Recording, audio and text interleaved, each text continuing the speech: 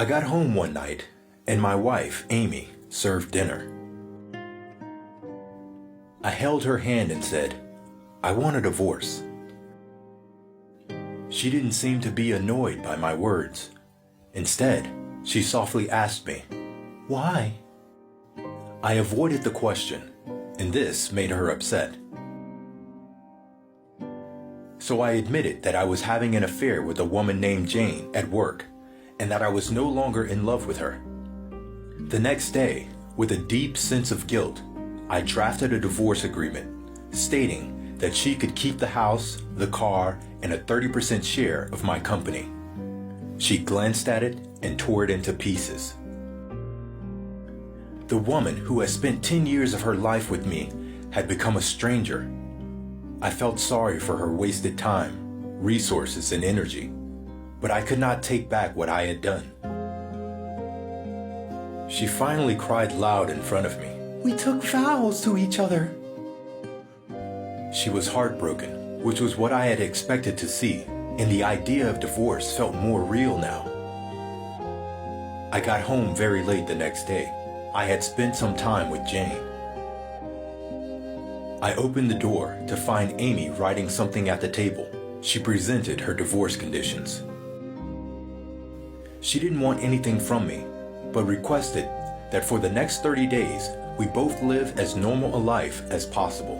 Her reasons were simple. Our son had his exam in a month, and she didn't want to disrupt him with a broken marriage.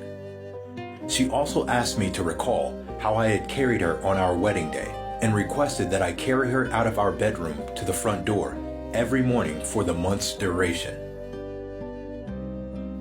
I thought she was going crazy, but to make our last days together bearable, I accepted her odd request.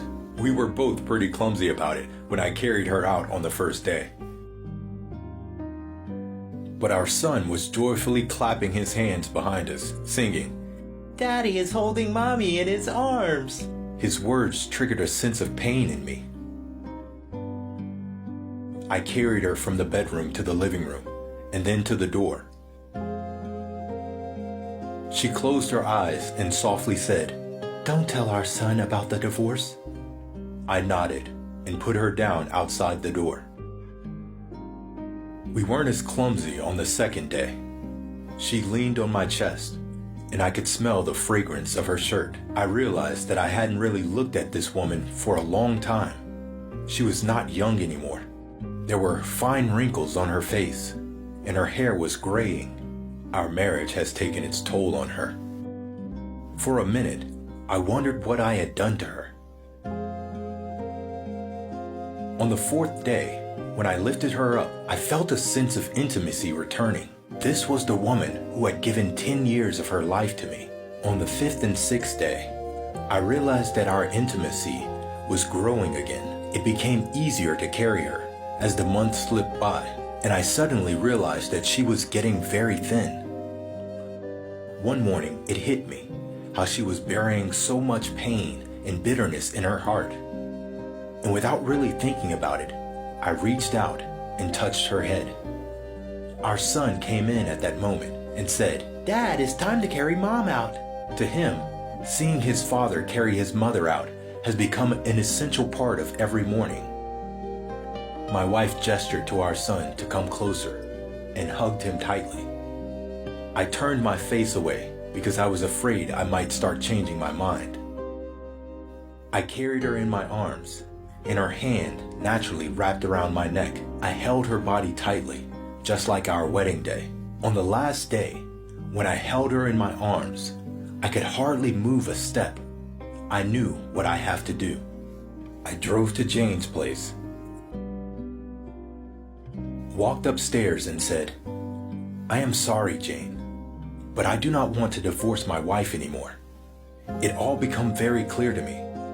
I had carried my wife into our home on our wedding day, and I am to hold her until death do us apart. I got home, flowers in my hand, and a big smile on my face. But my wife was dead. It turned out that she'd been fighting cancer for a few months now, but I was too busy with Jane to even notice. She knew that she would die soon. That's why her final request was so important to her. She wanted our son to see I was a loving husband and that we were together until death do us apart. Marriage is sacred.